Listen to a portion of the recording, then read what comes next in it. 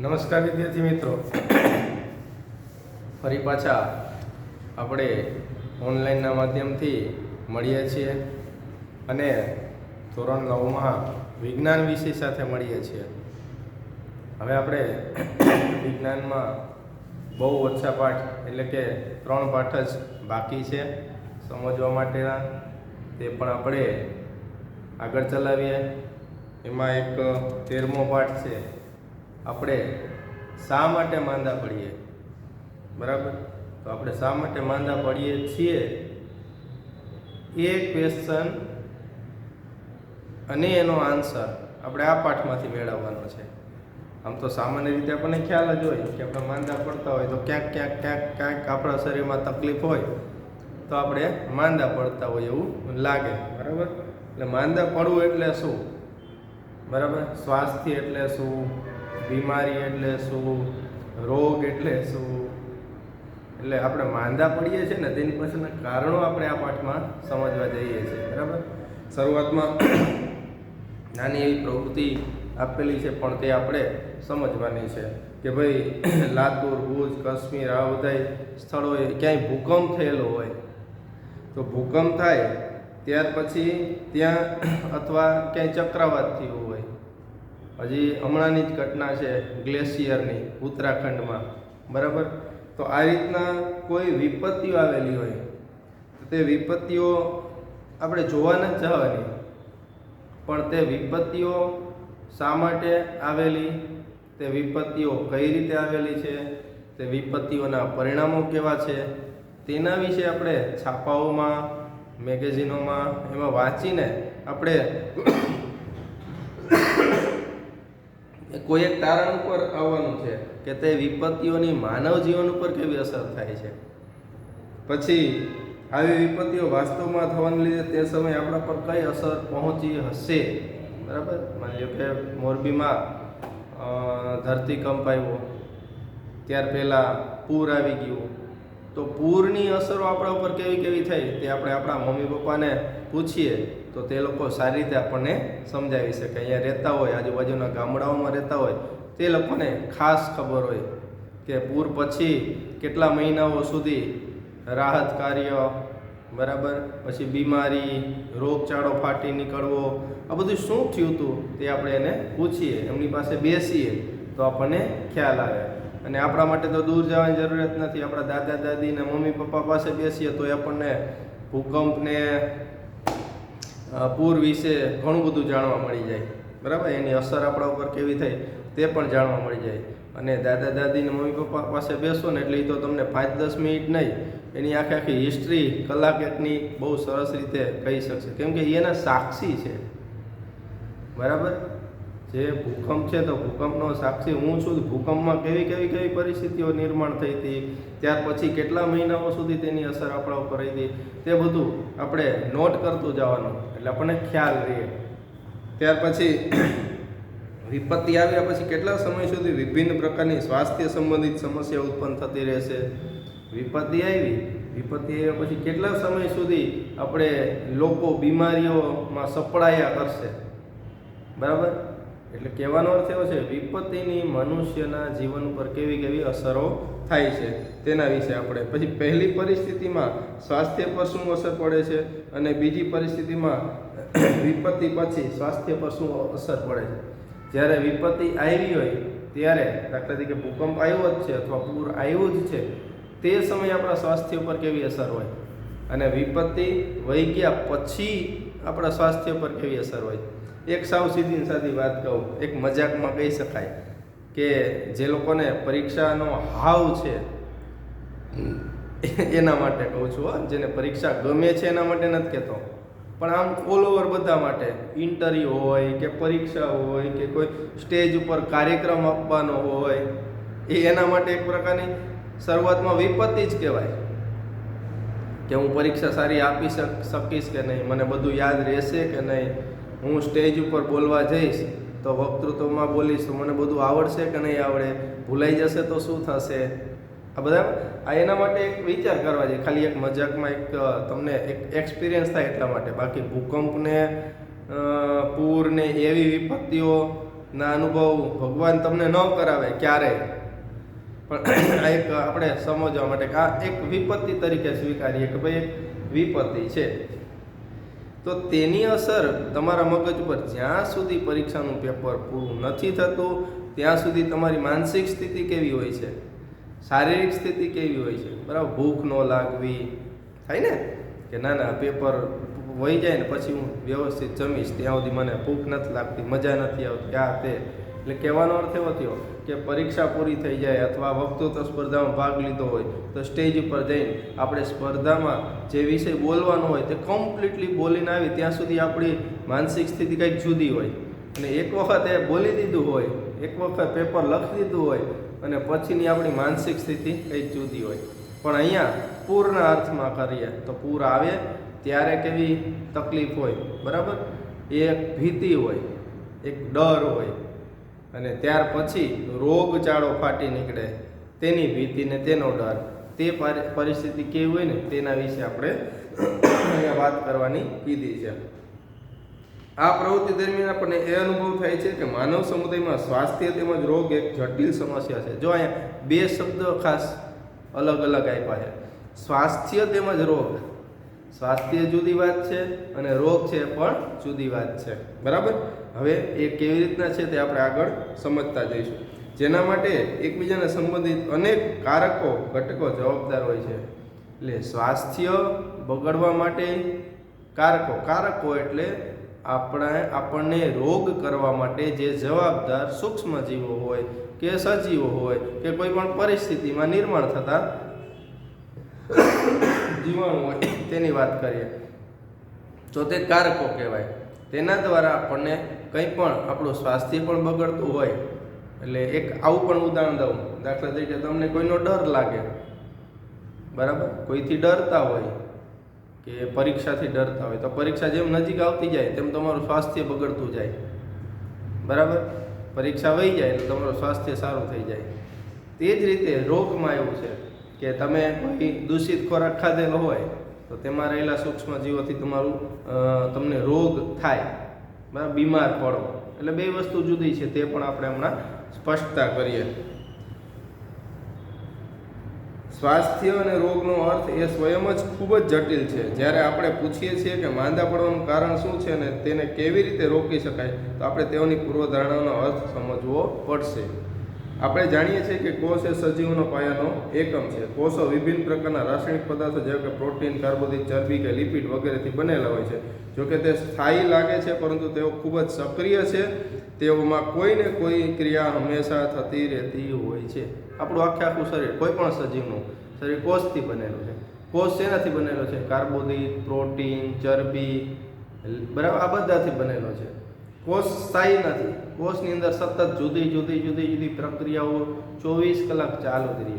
જ્યારે કોષ નિષ્ક્રિય થઈ જાય ને ત્યારે ખલાસ, એ કોષ આપણા શરીરમાં કામનો નથી, બરાબર.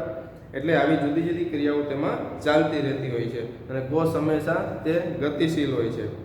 ત્યાં સુધી કે જે કોષોમાં ગતિ હોતી નથી તેઓ પણ કોઈને કોઈ સમારકામનું કાર્ય કર્યા કરે. તેની ગતિ સ્થાયી થઈ જાય, સ્થિર થઈ જાય, તોય કોષની અંદર તો કંઈક ને કંઈક કાર્ય ચાલુ જ હોય, બરાબર. ત્યાર પછી નવા કોષો નિર્માણ પામતા રહે છે. એટલે કોષ વિભાજન 100ના 200, 200ના 400, 400ના 800 સતત કોષો છે તે કોષ વિભાજન પામી બમણા કોષો થયા કરતા હોય. એટલે કોષ વિભાજન આપણા શરીરમાં સતત કોષ વિભાજન ચાલુ હોય. એમાંય તમારી ઉંમરના હોય એ લોકોમાં કોષ વિભાજનની પ્રક્રિયા ખૂબ સારી રીતે ઝડપી થતી હોય છે. જેમ જેમ ઉંમર ઢળતી જાય તેમ કોષ વિભાજનની પ્રક્રિયાઓ છે તેનો દર ધીમો થતો જાય, બરાબર. એટલે કોષો બનવાની પ્રક્રિયાઓ ધીમે ઘટતી જાય. એટલે જો તમારા ગાલ ગલગોટા જેવા હોય, બરાબર, આમ તમે એમ કહેવાય ને કે ચામડી એકદમ ટાઈટ સ્કિન, બરાબર, પછી ધીમે કોષો બનવાની પ્રક્રિયાઓ ઘટતી જાય ને એટલે કોષનો બનવાનો દર ઘટતો જાય. એટલે જો કરચલીઓ પડે, આવું બધું થાય ચામડીઓમાં, એમાં દેખાય તો એ શું થયું, એની અંદર કોષો બનવાની પ્રક્રિયા જેમ ઢળતી ઉંમર હોય તેમ કોષો બનવાનો દર કેવો થતો જાય, ઘટતો જાય છે. પછી કહે છે આપણા અંગો અથવા પેશીઓમાં ઘણી બધી વિશિષ્ટ ક્રિયાઓ ચાલતી હોય છે. આપણા અંગો એટલે હૃદય છે, ફેફસા છે, જઠર છે, આંતરડા છે, ખ્યાલ આવ્યો, કિડની છે, યકૃત, એ સહાયક પાચક અંગો છે. પણ છે અંગો આપણે મોઢું છે તે મોઢાની અંદર પણ અન્નળી છે, કંઠનળી છે, લાળ ગ્રંથિઓ છે, તે બધા કોષોથી જ બનેલા છે. આપણું શરીરની કોઈ પણ વસ્તુ, ચામડી કયો તો પણ ભલે, પછી અંગો કયો તો પણ ભલે, બધું જ કોષોથી બનેલું છે. ગ્રંથિઓ કયો ને તો પણ ભલે, આંખ હોય તો આંખ કોષોથી જ બનેલી, બધું જ ટોટલી કોષોથી બને. કોષો વગર કંઈ પણ આપણા શરીરમાં બનતું નથી. તો જેવી કે હૃદય છે તે ધબકા કરે તો સતત એ ક્રિયા ચાલુ જ રહે, બરાબર. પછી કે ફેફસા શ્વાસ લેવાનું કામ કરે, ઓક્સિજન ટૂંકમાં વાતાવરણમાંથી લીધો, ફરી પાછો બહાર કાઢ્યો, ફરી લીધો, ફરી બહાર કાઢ્યો, આ સતત ક્રિયા ચાલુ રહે છે. મૂત્રપિંડમાં ગાળણ દ્વારા મૂત્રનું નિર્માણ થાય છે. એટલે આપણા આખા શરીરનું જે કાંઈ રુધિર છે, લોહી, તે ક્યાં જાય? કિડનીમાં, મૂત્રપિંડમાં. ત્યાં જાય, ત્યાં ગાળણની પ્રક્રિયા થાય અને ત્યાંથી લોહી, ચોખ્ખું ગળાયેલું લોહી છે તે ફરી પાછું શરીર પર તરફ આવે અને ગાળણ થઈ ગયેલો બધો કચરો, જેને આપણે મૂત્ર કહીએ, તે બધું શરીરની બહાર નિકાલ થાય છે. આ બધી પ્રવૃત્તિ પછી મગજ વિચારવાનું કામ કરે. આ બધું છે ને તે બધાને સ્પેસિફિક, ફિક્સ બધાને કામ આપી દીધા છે. બધાનું કામ નિશ્ચિત હોય. આ બધી પ્રવૃત્તિઓ કે ક્રિયાઓ પરસ્પર સંબંધિત છે. ઉદાહરણ તરીકે મૂત્રપિંડમાં ગાળણ ન થાય તો ઝેરી એટલે વિષારી પદાર્થો આપણા શરીરમાં એકઠા થઈ જાય છે. એટલે શું થાય? જો કિડની, મૂત્રપિંડ અને કિડની કહીએ, તે રુધિર ગાળવાનું કામ સારી રીતે ન કરી શકે તો આપણા રુધિરમાં વિષારી એટલે ઝેરી દ્રવ્યો છે તે સતત શું થાય? આપણા શરીરમાં ઝેરી દ્રવ્યો બધે ફરવા માંડે. પછી ઝેરી દ્રવ્ય રુધિર દ્વારા આપણા મગજમાંય પહોંચે, આપણા હૃદયમાંય પહોંચે, બરાબર. બધી જગ્યાએ ઝેરી દ્રવ્ય પહોંચતા હોય. હવે તેના કારણે શું મુશ્કેલી પડે છે?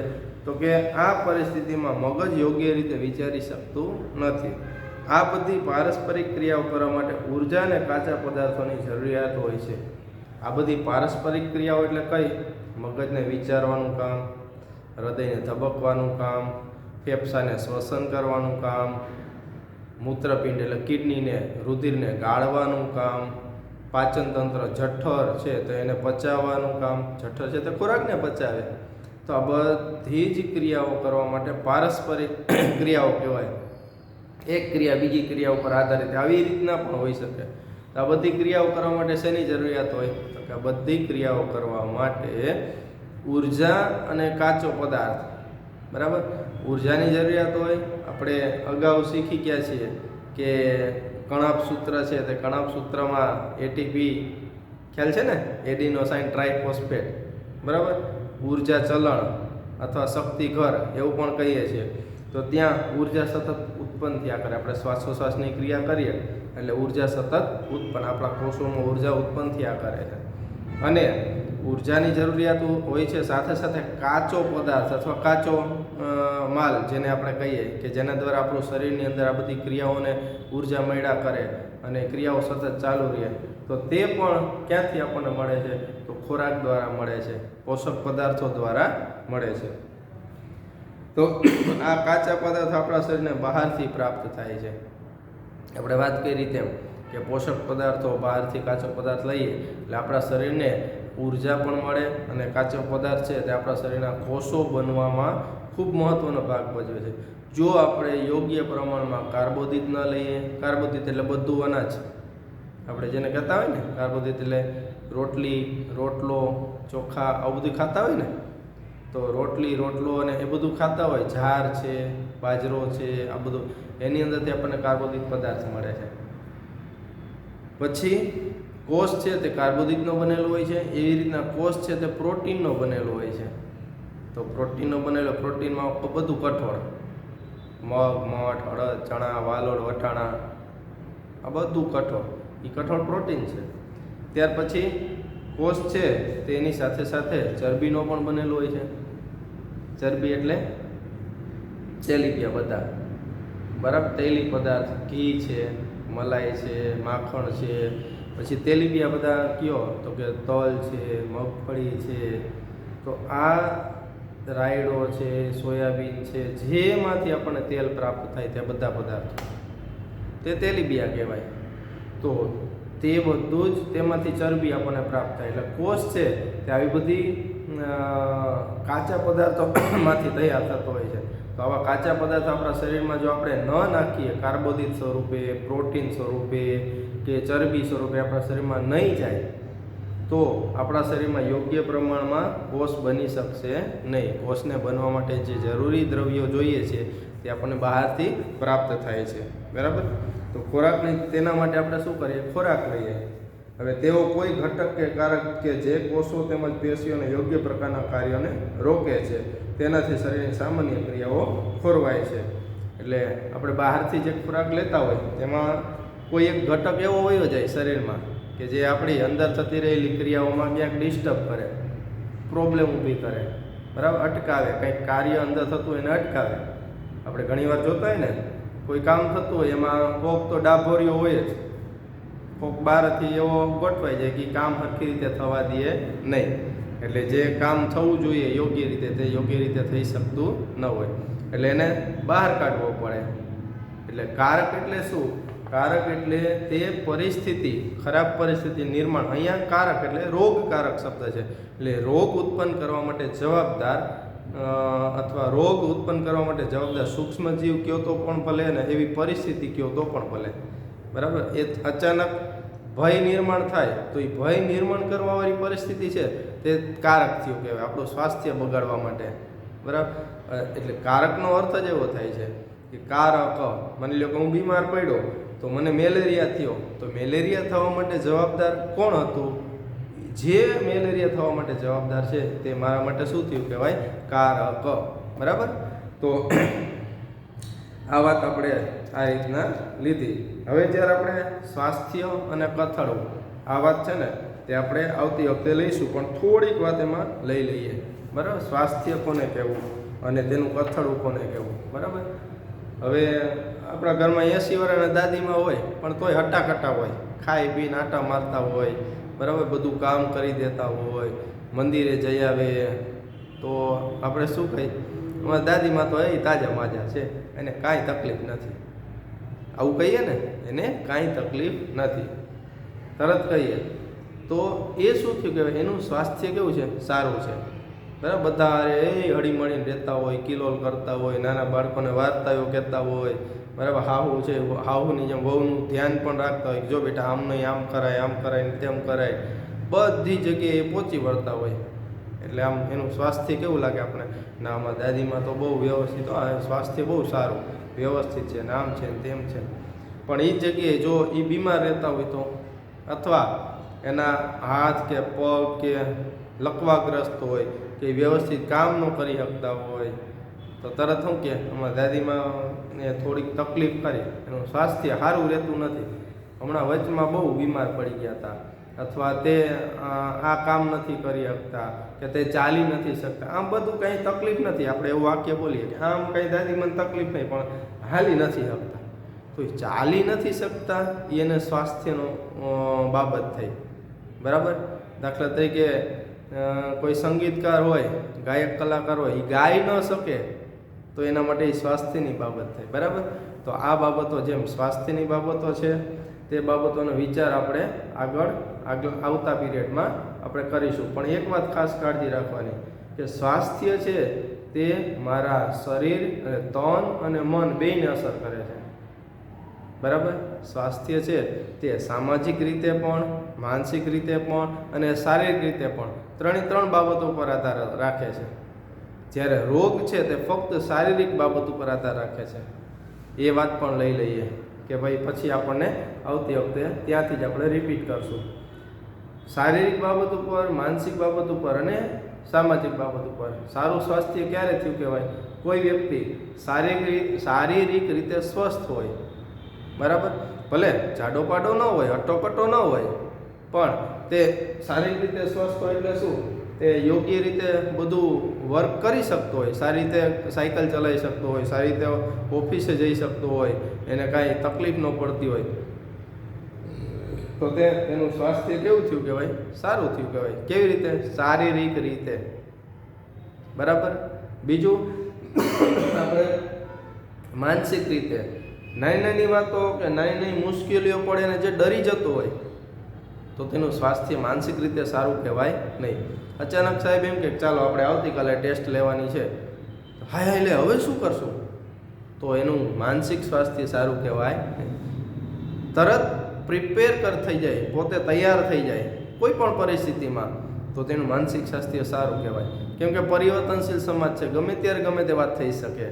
બરાબર. એટલે એના માટે પ્રિપેર તરત થઈ જાય કે હા કાલે ટેસ્ટ છે, ઓકે હાલો મહેનત કરવા માંડીએ, તો તે વ્યક્તિનું માનસિક સ્વાસ્થ્ય સારું કહેવાય. થઈ શકે એવું તો બનવાનું જ છે, કંઈ ભૂકંપ કંઈ કહીને આવવાનો છે નથી આવવાનો. એટલે માનસિક રીતે જે પ્રિપેર થઈ રાખે ને તેનું માનસિક સ્વાસ્થ્ય સારું કહેવાય. કોઈ પણ મુશ્કેલી આવવાની છે જીવનમાં, તો તે મુશ્કેલીને હું કેવી રીતના ટેકલ કરી શકું? ઇન્સ્ટન્ટ આવે જ, કોઈ પણ વાત આવે, કાંઈ આપણને કંઈ ન આવે. બરાબર.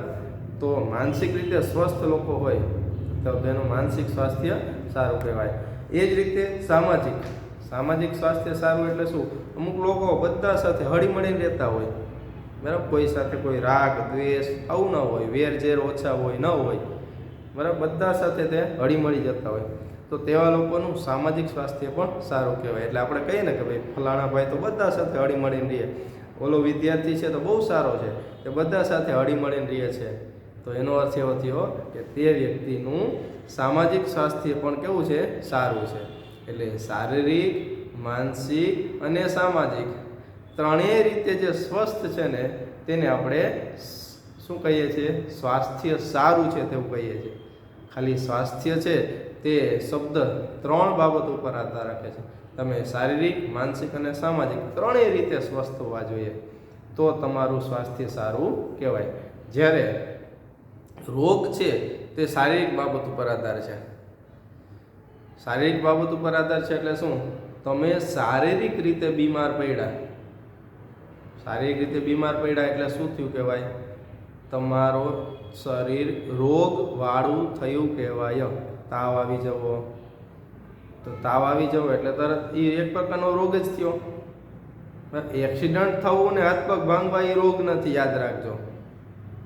તે શારીરિક સ્વાસ્થ્ય થયું કહેવાય. એક્સિડન્ટ થયું અને પગ ભાંગી ગયો અને પ્લાસ્ટર છે, તો તે રોગ નથી, તે શારીરિક સ્વાસ્થ્ય ખરાબ કહેવાય. એ જ જગ્યાએ પગમાં લકવા આવી જવો તો એ રોગ થયો કહેવાય. બે વસ્તુ જુદી થઈ ને, વાત સમજાણી? પરીક્ષાના ભયથી મને તાવ આવી જાય છે તો તે રોગ નથી, પણ તે શું છે? માનસિક સ્વાસ્થ્ય ખરાબ છે. પરીક્ષાના ભયથી કે વક્તૃત્વ સ્પર્ધામાં ભાગ લેવાના ભયથી મને તાવ આવી જાય છે તો તે મારું કેવું સ્વાસ્થ્ય થયું કહેવાય? માનસિક સ્વાસ્થ્ય સારું ન થયું કહેવાય. એ રોગ નથી. એટલે રોગમાં અને આ સ્વાસ્થ્યમાં ફરક છે. આ વાત ખાસ આપણે સમજવી પડે. બરાબર. એ વાત આપણે આગળ જઈને વ્યક્તિગત તેમજ સામૂહિક સમસ્યાઓ બંનેની સ્વાસ્થ્ય પર અસર છે ને તે આપણે આવતી વખતે સમજશું. ઓકે, ચાલો મિત્રો, ફરી પાછા મળીએ.